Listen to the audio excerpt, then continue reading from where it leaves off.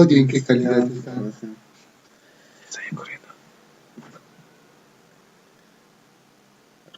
Vamos a exponer el tema de bartonelosis, también conocida como la enfermedad de Cavió o la verruga peruana.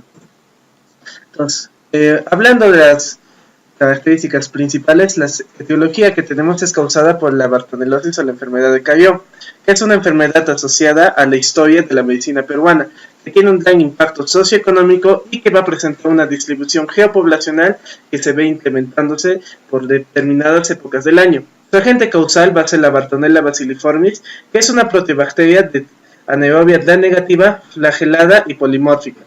Su transmisión se atribuye a los mosquitos flebotómicos, especialmente los peruenses y el verrucarum, también llamado la titida o la manta blanca.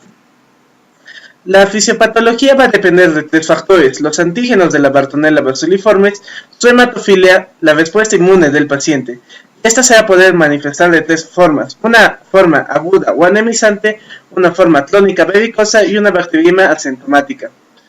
Estas formas clínicas se pueden presentar de forma secuencial, una después de la otra, o independiente sin darse un antecedente de presentar la forma anterior. La forma aguda anemizante, también denominada la fiebre de Loroya, es la presentación más grave de la enfermedad, con una letalidad que puede alcanzar hasta un 90%, si no se diagnostica de forma precoz o recibe un tratamiento inadecuado.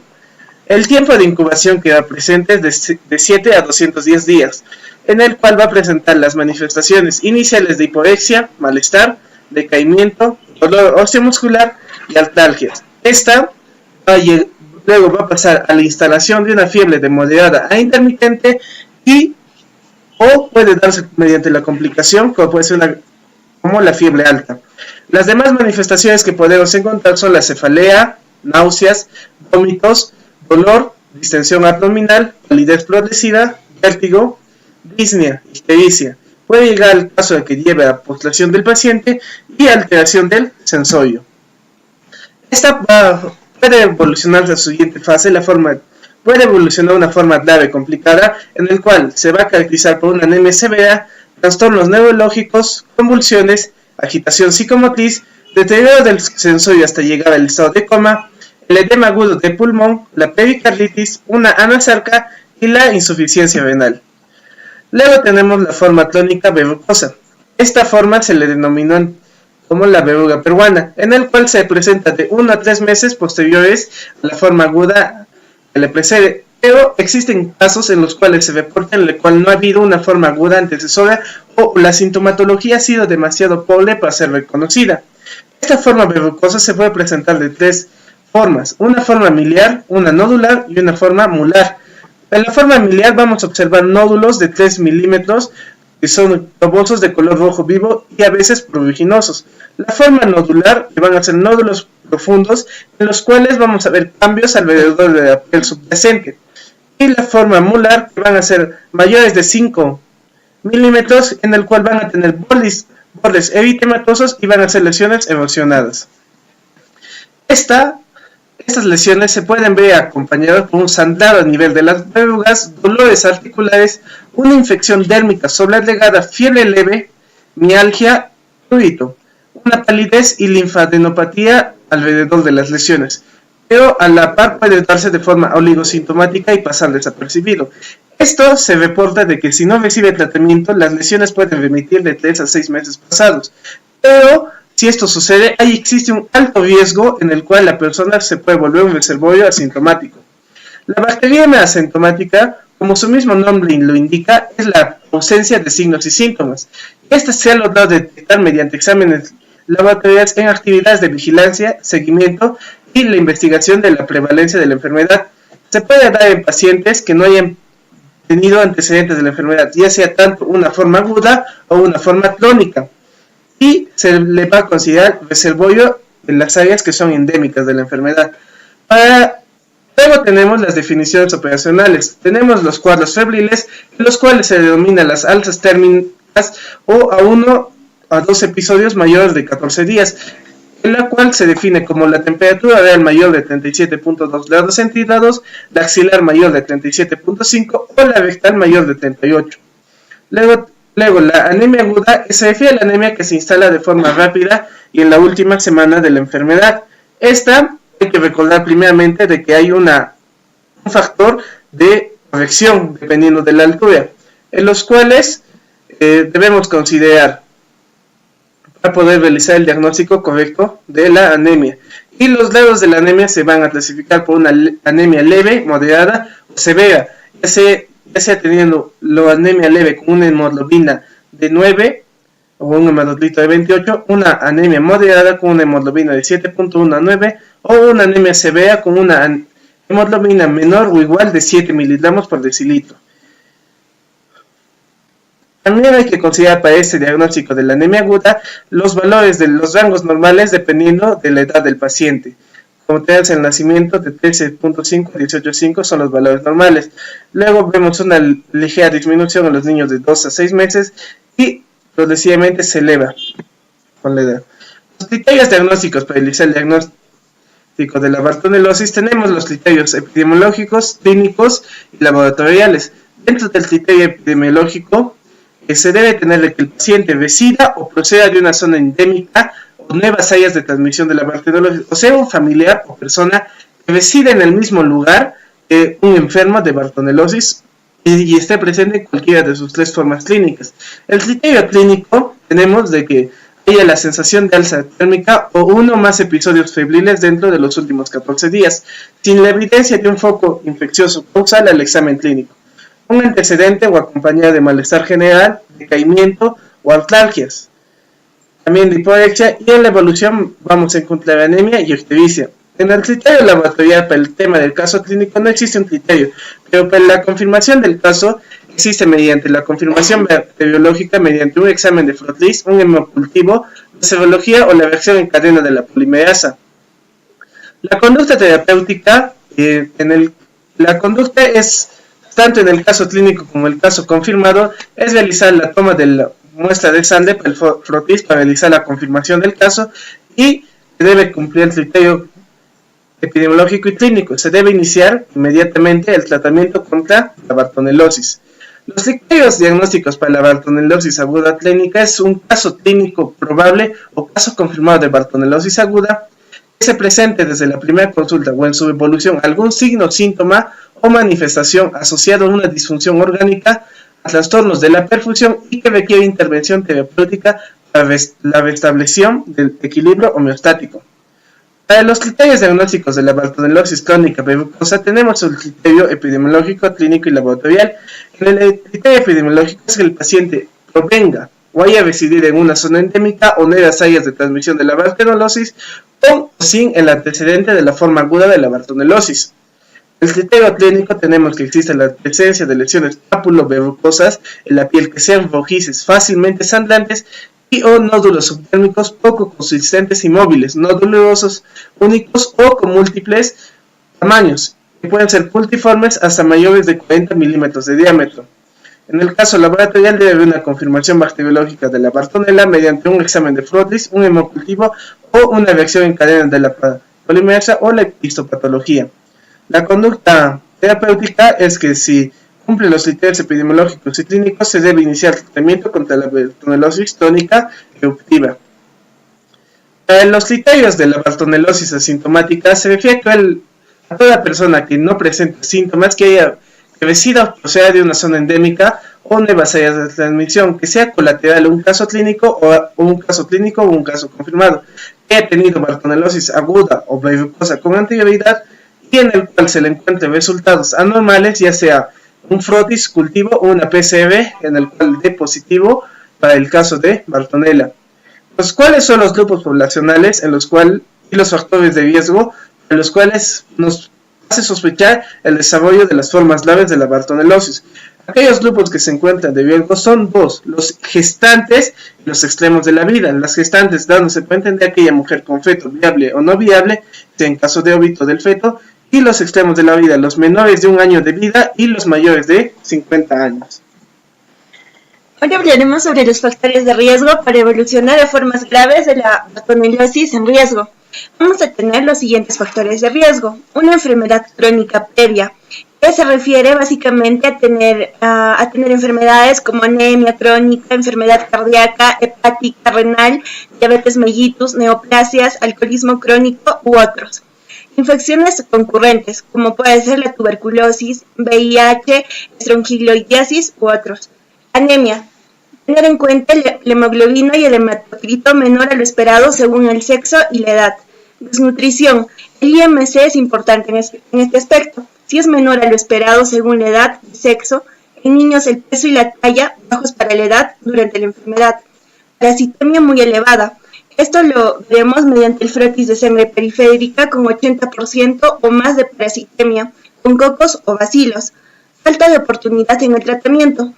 Dado a un inicio tardío del tratamiento antibiótico, falta de adherencia e incumplimiento. Intolerancia gástrica moderada a severa, náuseas y vómitos persistentes. Puede haber reacciones adversas moderadas a severas como urticaria, hipotensión, vómitos, ictericia u otros asociados al tratamiento. Recaída en menos de 2 meses. Incluyen signos y síntomas asociados a bartonelosis antes de cumplir los 2 meses de haber recibido el tratamiento de un primer episodio.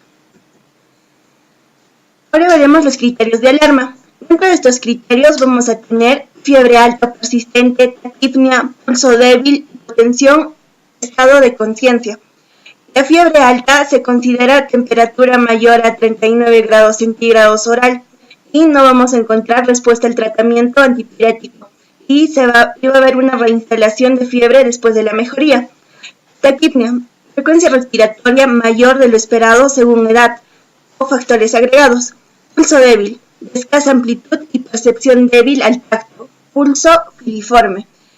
Hipotensión, disminución de la presión arterial sistólica mayor a 40 milímetros de mercurio de valores basales, o presión arterial sistólica menor a 90 milímetros de mercurio, o presión arterial media menor a 60 milímetros de mercurio. Esta va a incluir la presencia de hipotensión ortostática. Estado de conciencia. Paciente desorientado en espacio, tiempo y o persona. Presencia de confusión, irritabilidad, letargia, sopor y puede llegar hasta el coma. Oliguria. Volumen urinario menor a 0.5 miligramos por kilogramo por hora o ausencia de la diuresis las últimas 8 horas. Hipotermia. Temperatura oral menor a 36 grados centígrados, la axilar menor a 35.5 grados centígrados y la rectal menor a 36.5 grados centígrados. Vamos a encontrar púrpura y o coagulopatía. Estas son lesiones petequiales, equimosis, hematomas, sangrado espontáneo como epistaxis, gingirrovagia, hemorragia digestiva alta, baja, hematemesis, hematuria, anemia severa. Consideraremos hemoglobina menor a 7 gramos por decilitro o el hematocrito menor al 21%. Deterioro clínico a pesar de recibir tratamiento antimicrobiano ambulatorio.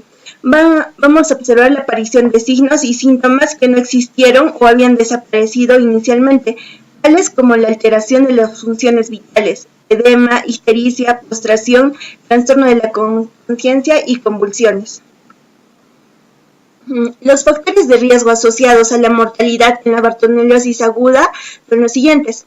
Coma, vamos con un Glasgow menor a 8, anasarca, edema de extremidades, cara, tronco, pelvis, ascitis e hidrotórax. Púrpura, vamos a observar trombocitopenia sintomática o coagulopatía sintomática. Hipotermia, temperatura menor a 36 grados centígrados. La localización de los casos, el diagnóstico y el tratamiento oportuno de casos agudos de bartonelosis constituye ejes estratégicos para prevenir y reducir la aparición de complicaciones graves, evolución desfavorable y mortalidad. Mientras que la localización, diagnóstico y tratamiento de formas crónicas y asintomáticas permite identificar, tratar y vigilar reservorios humanos. Los recursos y actividades de atención en los servicios de salud deben ser organizados a fin de diagnosticar precozmente estos casos. Se debe de realizar en todos los establecimientos de salud la identificación del caso clínico. Se debe incorporar en esta búsqueda todos los trabajadores de salud, ciudadanía organizada y los agentes comunitarios de salud. En las áreas endémicas de bartonelosis, a toda gestante se le realizará una evaluación clínica y epidemiológica y exámenes de frotis sanguíneo y gota gruesa como un procedimiento rutinario. Una vez identificado el caso clínico que sea probable, se procederá inmediatamente a tomar una muestra de sangre para frotis de gota gruesa y de ser posible para hemocultivo, a fin de remitirlas al laboratorio referencial de su red con solicitud. Debemos iniciar la administración del tratamiento indicado según sea el caso. Tendremos el diagnóstico de laboratorio para todo caso clínico probable. Para su confirmación se le tomará una muestra de sangre para frotis y gota gruesa en el primer contacto con los servicios de salud. Las siguientes muestras se realizarán con fines de seguimiento, cuando menos a las 24 horas, 72 horas y el quinto día. De igual forma, con fines de confirmación diagnóstica, seguimiento y detección de asintomáticos, se realizará un hemocultivo y serología. Todo este procedimiento de laboratorio se registrará el laboratorio de febriles. Diagnóstico diferencial.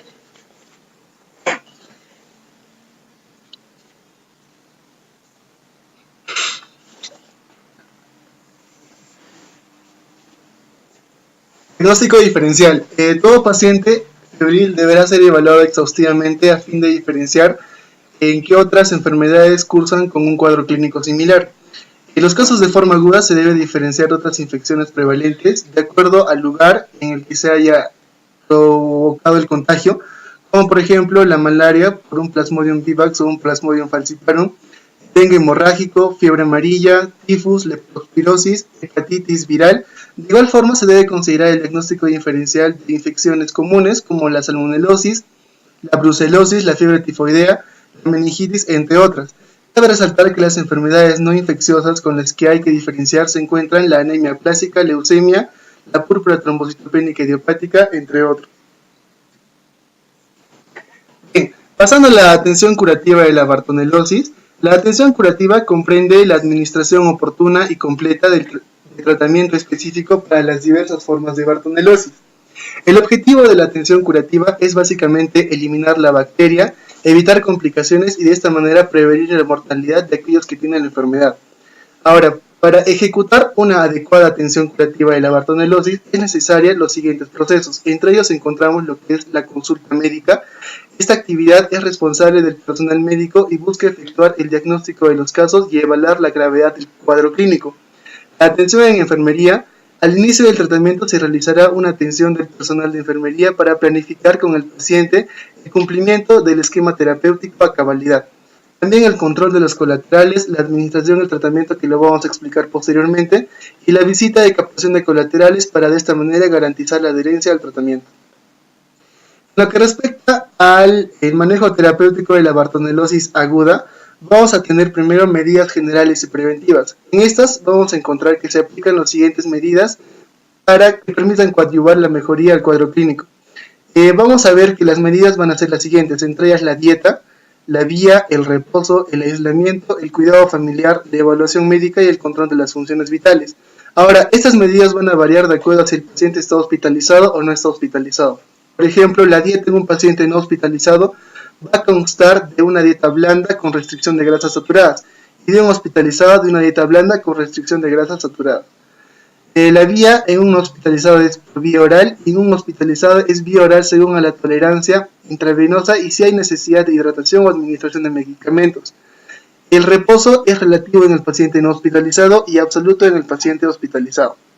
El aislamiento no se debe aislar en ninguno de los dos casos. El cuidado familiar es relativo en el paciente no hospitalizado y permanente en el paciente hospitalizado. La evaluación médica es cada 48 horas y cada 12 horas en un paciente no hospitalizado y hospitalizado respectivamente. No olvidar que la medida más importante de todo paciente es la observación de la aparición o presencia de criterios de alarma. En lo que respecta al manejo antimicrobiano de la bartonelosis aguda no complicada, va a tener como finalidad el control y la eliminación del parasitismo en los glóbulos rojos y el tejido endotelial.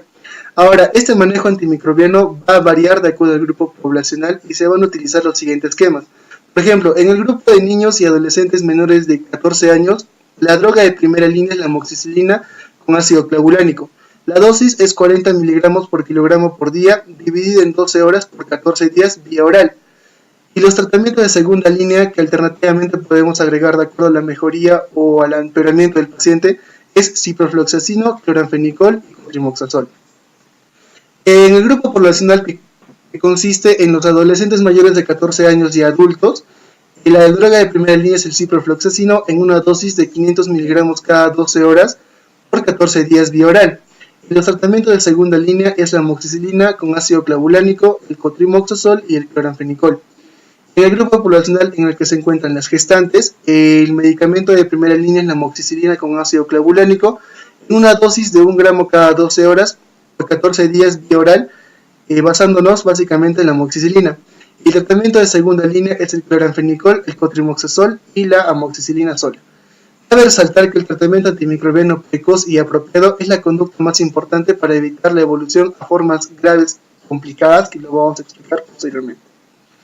Ahora, en lo que respecta al manejo antimicrobiano de la bartonellosis aguda no complicada, vamos a hablar sobre los criterios de internamiento y hospitalización. Esto va a variar de acuerdo al primer nivel de atención o al segundo y tercer nivel de atención hospitalario. En el primer nivel de atención tenemos que se va a dar, es un criterio de hospitalización a aquellos pacientes clínicamente estables que requieren hidratación intravenosa, toma de muestras, entre otros. Ahora, también se considera aquellos que tienen la imposibilidad de cumplir un tratamiento ambulatorio y aquellos que tienen ausencia de cualquier factor de riesgo para agravarse y o algún signo de alarma. Ahora, en el segundo y tercer nivel de atención, en el cual vamos a tener los hospitales nivel 1, nivel 2, nivel 3 y aquellos institutos especializados, se va a hospitalizar a cualquier paciente o gestante que tenga signos de alarma, menores de 1 año de edad, mayores de 50 años, aquellos que tienen una enfermedad crónica o una enfermedad subyacente a la bartonellosis, desnutrición moderada a grave, reacción adversa a medicamentos que sea moderada a severa y una recaída en menos de 2 meses del diagnóstico y el tratamiento. Lo que respecta a los criterios de alta, vamos a tener la franca mejoría de la evolución clínica verificada por el médico, la resolución de los criterios de alarma, que el paciente haya estado febril por lo menos 7 a 10 días del diagnóstico, frotis de sangre periférica con una disminución considerable del índice parasitario y exámenes auxiliares que estén normales. Ahora, en lo que respecta a las complicaciones de la bartonellosis, vamos a tener la bartonellosis aguda y vamos a ver su diagnóstico y su tratamiento. Cuando la evolución es desfavorable de un caso agudo de bartonellosis, se van a presentar signos característicos de una sepsis severa o una sepsis moderada o hasta llegando a un shock séptico. En el siguiente cuadro tenemos las características que tiene cada uno de estos estados. Por ejemplo, la sepsis severa se caracteriza por una temperatura corporal mayor a 38 grados o menor a 36 grados, una frecuencia cardíaca mayor a 90 latidos por minuto, una frecuencia respiratoria mayor a 20 respiraciones por minuto o una presión arterial parcial de CO2 menor a 32 milímetros de mercurio y una evidencia de infección. En lo que respecta a la sepsis severa, tenemos una sepsis asociada a una acidosis láctica, oliguria o alteración del estatus mental. Y un shock séptico se va a caracterizar por una hipotensión inducida por sepsis, que es después de una adecuada resucitación con fluidos, paciente tratado con vasopresores o inotrópicos que pueden estar hipotensos en el momento de la medida de la presión arterial. Ahora, vamos a definir lo que es la bartonellosis aguda grave. Es un caso probable o confirmado de bartonellosis aguda que en la primera consulta o en su evolución presenta algún signo, síntoma o una manifestación clínica asociada a disfunción de órganos y o trastorno de la perfusión y que requiere intervención para restablecer el equilibrio homeostático. Vamos a ver los grupos y factores de riesgo para la bartonellosis grave. En lo que respecta a los grupos y factores de riesgo, vemos que los grupos poblacionales de mayor riesgo para desarrollar formas graves de bartonellosis aguda son las gestantes y los extremos de edad, especialmente comprendidos entre los menores de 1 año y los mayores de 50 años. Y en lo que respecta a los factores de riesgo, esos van a estar presentes en un paciente y van a condicionar la aparición de formas graves. Se consideran dentro de estos factores la enfermedad crónica previa, infecciones concurrentes, anemia severa, desnutrición, parasitemia elevada en los eritrocitos, inicio tardío del tratamiento o falta de adherencia y una reacción adversa a medicamentos, así como la intolerancia gástrica, entre otros. En lo que respecta al manejo de las complicaciones, vamos a tener básicamente dos planes. El primero va a ser el plan de soporte inicial de la bartonelosis aguda complicada, que va a tener como objetivo asegurar la atención oportuna de los casos graves a fin de evitar complicaciones que van a ser irreversibles. Los procedimientos que van a conllevar este plan de soporte inicial va a ser la identificación y verificación de los criterios de alarma, la activación del sistema de referencia y una intervención precoz. Como segundo plan tenemos el plan de soporte avanzado en la bartonelosis aguda grave complicada, que tiene como objetivo proporcionar intervenciones terapéuticas eficaces en forma inmediata y vigorosa, a fin de evitar la mortalidad y secuelas de pacientes críticos. Los procedimientos de este segundo plan es la identificación del tipo y magnitud de las manifestaciones clínicas de la bartonelosis aguda grave, lo vamos a ver, la intervención terapéutica según el cuadro clínico que presenta el paciente y la monitorización clínica laboratorial. Ahora, como hablamos de la identificación de manifestaciones clínicas, vamos a ver que la bartonelosis aguda grave va a tener manifestaciones en los diversos sistemas del cuerpo humano. Entre ellos tenemos trastornos a nivel gastrointestinal, que se va a reflejar en ilio, hemorragia digestiva, dolor abdominal difuso. Vamos a tener trastornos a nivel renal, como insuficiencia renal aguda, hematuria macroscópica o microscópica, proteinuria, azoemia y puede llegar hasta una glomerulonefritis. Trastornos cardiovasculares que pueden estar relacionados a aquellos síntomas característicos de una insuficiencia cardíaca, una pericarditis efusiva, un edema agudo pulmonar, un taponamiento cardíaco y un infarto agudo de miocardio. Ahora también tenemos manifestaciones a nivel respiratorio como polipnia, cianosis periférica, entre otros. Y manifestaciones a nivel neurológico, como pueden ser aquellos cuadros meningios o encefálicos, que se caracteriza por desorientación, delirio y agitación psicomotriz. Y trastornos a nivel hepático, como la ictericia, hepatosplenomegalia, ascitis y coluria, así como signos de colestasis aguda. Ahora, en la intervención terapéutica según el cuadro clínico, también va a variar de acuerdo al grupo poblacional. Entre ellos tenemos los niños, que la droga de primera línea es el ciprofloxacino, y las drogas de segunda línea, ciprofloxacino más ceftazidima y ciprofloxacino más amicacina.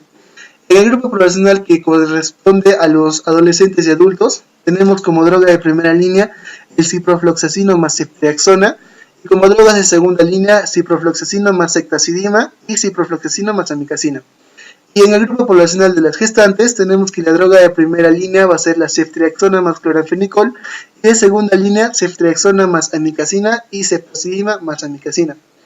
Ahora, en el manejo terapéutico de la bartonelosis aguda vamos a ver las medidas generales y preventivas. Entre ellas vamos a tener básicamente 5, que son la limpieza con agua y jabón, no aplicar ningún fármaco tópico porque se puede agravar el cuadro. Paracetamol y otros AINES es indicado solamente si hay dolor asociado, un antihistamínico para el prurito y drenaje en caso de abscesos. Ahora, en el manejo antimicrobiano de la bartonelosis crónica eruptiva, tenemos en los niños que como droga de primera línea es la citromicina y de segunda línea la rifampicina, eritromicina y ciprofloxacino. En el segundo grupo, que conlleva a los adolescentes y adultos, la de primera línea es la citromicina y de segunda línea la rifampicina, eritromicina y ciprofloxacino. En el grupo de las gestantes tenemos que la droga de primera línea es la citromicina y la droga de segunda línea la rifampicina y la eritromicina. Ahora, la evaluación del tratamiento se va a considerar de acuerdo a los siguientes criterios. En aquellos tratamientos que tienen acitromicina y rifampicina solamente. Se va a evaluar la respuesta al tratamiento si es buena, regular o sin respuesta, y se va a considerar un fracaso terapéutico en aquellos casos que no hay una respuesta al tratamiento instaurado. Las complicaciones de la bartonelosis crónica eruptiva se van a dividir básicamente en dos, las localizadas y las sistémicas. Entre las localizadas tenemos el sangrado permanente, prurito intenso, sobreinfección bacteriana, la formación de un absceso o una necrosis perilesional. En el caso de las sistémicas tenemos malestar general, artralgias, debilidad, hiporrexia, anemia leve a moderada. Bueno, para continuar tenemos los criterios de referencia y contrarreferencia. Entonces, tenemos cuando se da un caso de referencia. Referencia se da cuando la posta o el centro de salud no tiene los medios ni tiene las herramientas para tratar esto, por lo cual tiende a derivar a hacer la referencia a un hospital de mucho mayor nivel, el cual sí puede abarcar todo esto y dar tratamiento al paciente. Cuando se dice una contrarreferencia se dice cuando el hospital de mayor sea un hospital de primer, segundo, tercer nivel, da solución al problema que le ha podido plantear en este caso la posta o el centro de salud. En este caso, cuando damos una referencia en los casos agudos de bartonelosis, en este caso el primer nivel de atención de una posta o un centro de salud va a derivar en los casos cuando existe una presencia de uno o más factores de riesgo que puedan agravar la enfermedad, la presencia de uno o más criterios de alarma, de agravamiento y manifestaciones clínicas de una bartonelosis aguda grave. En estos casos se tiene que derivar a un hospital de primer y segundo nivel. Deben tener en cuenta que si hay síntomas y signos que no tengan explicación, como la cefalea intensa y la ictericia, y así como una reacción adversa medicamentosa, también se tiene que derivar a estos pacientes. Y cuando se da una referencia ya de un hospital de primer y segundo nivel a un hospital de nivel 3, en casos de una bartonelosis aguda grave, pero esta ya debe tener complicaciones que sobrepase la capacidad del establecimiento. También debe tener, en otro caso que tenga criterios inminentes de gravedad como sepsis, una disfunción o una falla multiorgánica. Otro caso sería cuando existe una progresión de los criterios de alarma y existe adicional a esto una descompensación al tratamiento que se le ha instaurado al paciente, o la necesidad de que el paciente necesite ingresar a unidad de terapia o cuidados intensivos, que estos niveles lo va a tener el hospital de tercer nivel. Y cuando hacemos una referencia de casos crónicos eruptivos, la referencia se va a realizar cuando exista un compromiso sistémico, en estos casos como fiebre, anemia, puede ser moderada severa, una sepsis o lesiones extensas que involucren extremidades, o sea, tronco y la cara, adicional tronco y la cara, así como que al paciente se le haya terminado el tratamiento con los fármacos de segunda línea. Entonces se considera una falla la respuesta inicial y que fracase aún así el segundo esquema. Y cuando se da una contrarreferencia en casos agudos y crónicos, en estos casos será cuando el paciente es enviado al establecimiento de origen y se encuentran las condiciones para continuar el tratamiento y la observación en el primer nivel de atención. En este caso, cuando se da la contrarreferencia, se debe dar por escrito el médico tratante qué se le ha proporcionado y qué es lo que se le ha invitado al paciente, así como debe dar información a los familiares para que pueda concluir con el tratamiento el paciente. Entonces, cuando se hace un seguimiento y un control, tenemos que tener en cuenta la evolución clínica y el laboratorio. En la evolución clínica en caso de bartonelosis aguda se debe realizar el tercer, séptimo, 14º, 30º y el 60º día del inicio del tratamiento. En el caso de una bartonelosis crónica se realizará el control el séptimo, el 14º, el 30 y el 60º día de tratamiento. Cuando se hace un control de laboratorio, se va a hacer por un examen de frotis. Se va a realizar solo el 30 y el 14º día de iniciado el tratamiento. Y en el caso de una bartonelosis crónica se realizará el séptimo y el 14º día.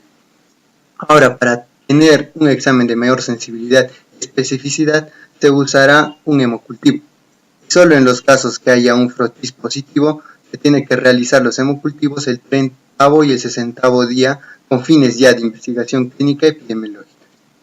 Y cuando se dan los criterios de alta, se encuentra en la condición de los que los pacientes estén clínicamente curados. En estos casos, en una bartonelosis aguda y una bartonelosis verrucosa. En el caso de una bartonelosis aguda, no se deben encontrar signos y síntomas ya después del 60º día de tratamiento. En el caso de una verrucosa, se debe también no encontrar signos ni síntomas y adicional que al 60º día de tratamiento han desaparecido todas las lesiones y no existen indicios de que pueda reaparecer la enfermedad.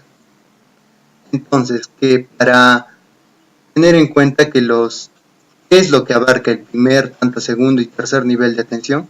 En el caso del primer nivel de atención, podemos entender que se encarga de administrar tratamiento a las formas agudas no complicadas y a las formas crónicas de bartonelosis.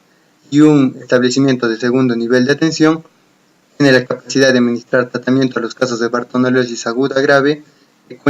Estos establecimientos cuentan con un soporte laboratorial y ayudas clínicas para poder hacer el seguimiento de estos pacientes. Uno de tercer nivel de atención son establecimientos que tienen la capacidad de tratar los casos y formas de bartonelosis ya complicadas, incluyendo las complicaciones graves, y posee adicional una red de consultores para poder apoyar a la solución de problemas clínico-terapéuticos que puedan presentar la enfermedad de la bartonelosis. En el componente organizacional y gestión tenemos la que implica la participación de comités y equipos técnicos de la estrategia sanitaria de prevención y control de la enfermedad metaxénica. Esto compete a los niveles nacional, regional y local. En el caso de la conducción normática, la garantía financiera, el abastecimiento y la asistencia técnica administrada se dan en los niveles nacional y regional. Y las responsabilidades que debe abarcar y debe ser cumplida esta norma técnica, a nivel nacional le compete las funciones rectoras normativas y financieras para la implementación de la presente norma técnica en su cumplimiento a cargo de la Dirección General de Salud y las personas. A nivel regional le compete la implementación, la difusión, la supervisión y el seguimiento del cumplimiento del mismo en su ámbito jurisdiccional. A nivel de la prestación de servicio, que son los centros de salud, le compete la aplicación de la norma técnica para el tratamiento de estos pacientes. Y el financiamiento que da para poder tratar estas enfermedades le compete al Ministerio de Salud, a los gobiernos regionales y locales, así como una ayuda del Sistema Integral de Salud para el abastecimiento de los medicamentos e insumos estratégicos en el soporte del tratamiento del paciente. En el seguimiento y control tenemos que tener en cuenta que estos documentos deben ser llenados en todos los pacientes.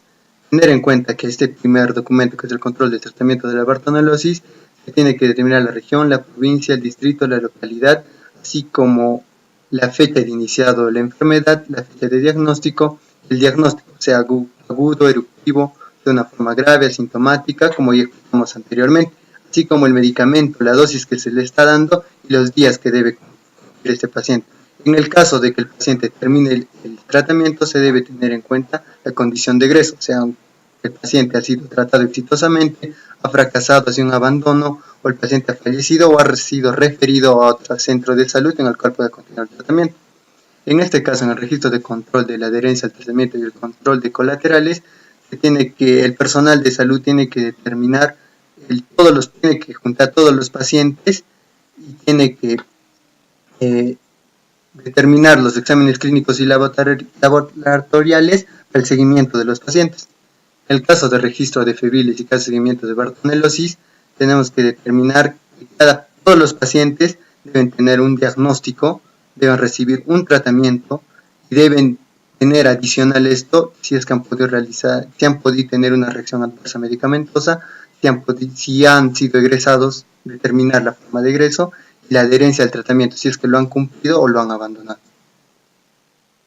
Y bueno, aquí tenemos el documento que, salió mal, y esto es principalmente al inicio de la enfermedad que se detecta al paciente que pueda tener bartonelosis, tenemos que determinar el nombre, la dirección, todos los datos personales de filiación y determinar la enfermedad, ¿no? Si es aguda, eruptiva, o en este caso si tiene comorbilidades como la TBC, el VIH, malaria, hepatitis, entre otros, y determinar las manifestaciones, signos y síntomas que pueda ya tener el paciente, como puede ser malestar general, escalofríos, fiebre, cefalea, entre otros. Y determinar de esta forma, hacerle un examen físico al paciente para determinar si es que posiblemente tenga una lesión adicional. Aquí en las imágenes podemos ver, por ejemplo, en la palidez, en la bartonelosis aguda, en este caso se ve en la mano izquierda pálida, a diferencia de la mano derecha. En el caso de una bartonelosis eruptiva miliar confluente, podemos ver ahí en la imagen, también podemos ver una forma miliar de bartonelosis eruptiva, así como las múltiples verrugas mulares en las piernas, como se ve en la imagen. También tenemos que tener en cuenta la diferencia que se dio al inicio, que es la mular, la miliar y los nódulos. Los nódulos, como pueden ver en la imagen, no son lesiones que están en lesiones expuestas, por ende estas lesiones no son sangrantes. En el caso de una verruga mular puede verse que son expuestas, estos al roce o algún traumatismo tienden a sangrar. En la forma miliar, como se ve en la imagen, puede estar tanto no expuesta como expuesta. Ahora pasamos a la presentación de un caso clínico. En este caso clínico fue presentado, se denomina Características clínicas y dermatoscópicas de un paciente con la presentación cutánea y mucosa de la verruga peruana. Primero, la afiliación es una paciente mujer de 52 años procedente de Lima y que presenta con los antecedentes de diabetes mellitus tipo 2, un viaje al departamento de Ancash por 3 semanas, una hospitalización reciente por fiebre y el diagnóstico de síndrome urémico hemolítico. En la enfermedad actual, la paciente va a acudir al servicio de dermatología con múltiples pápulas violáceas biliares en ambos miembros superiores e inferiores y pápulas exofíticas violáceas en las regiones de cabeza y cuello. La paciente nos indica de que las lesiones están creciendo continuamente y sandan por contacto ligero en las últimas 3 semanas, además de que presenta ronquera y que aparentemente es peor por las mañanas. Al examen físico se le observa una palidez en la piel y mucosas, pápulas violáceas de 1 a 3 milímetros ubicadas en extremidades, tórax y abdomen, y múltiples nódulos exofíticos violáceos de 1 centímetro de diámetro en cabeza y cuello, observándose también 3 nódulos subcutáneos a nivel del antebrazo. El mismo tipo de lesión es observado en la región de la glotis, en la mucosa oral y mucosa, y también abarcando ambas cuerdas vocales. Aquí podemos observar las lesiones exofíticas violáceas a nivel de la cabeza. Como podemos ver, son pápulas, y en esta otra imagen vemos las lesiones que se encuentran a nivel de la glotis y en las cuerdas vocales.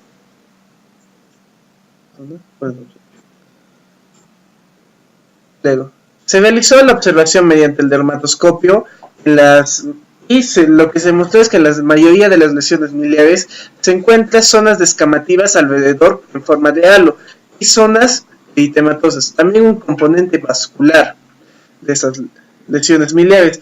En las lesiones molares, que también se puede encontrar, podemos observar un componente vascular, pero con una depresión central. Se realizó una biopsia de una de las lesiones, en la cual la microscopía revela una pápula exofítica con una proliferación capilar y vénulas cubiertas por las células endoteliales, un infiltrado linfocitario y 2 figuras micóticas también son apreciables. Mediante la colaboración de Wartin-Starry se reveló una morfología compatible con la Bartonella bacilliformis. El tratamiento: el paciente recibe ciprofloxacino por 500 miligramos por día por 7 días con una mínima respuesta, en el cual se realiza una rotación a acitromicina de 500 miligramos por 7 días, en el cual se observan mejorías evidentes del cuadro clínico en su 4º día. Al momento de la discusión, este es el primer caso que se diagnostica de bartonelosis, en el cual se observa una afectación tanto de la piel como de mucosas, especialmente en el caso como podemos ver a nivel de la mucosa oral, nasal y de las cuerdas vocales. Este es un caso muy importante de recordar, ya que el diagnóstico de bartonelosis se puede presentar con las 3 formas: una forma aguda o anemizante, una segunda forma crónica o verrucosa y una bacteriemia asintomática. Muchas gracias por su atención. Eso sí,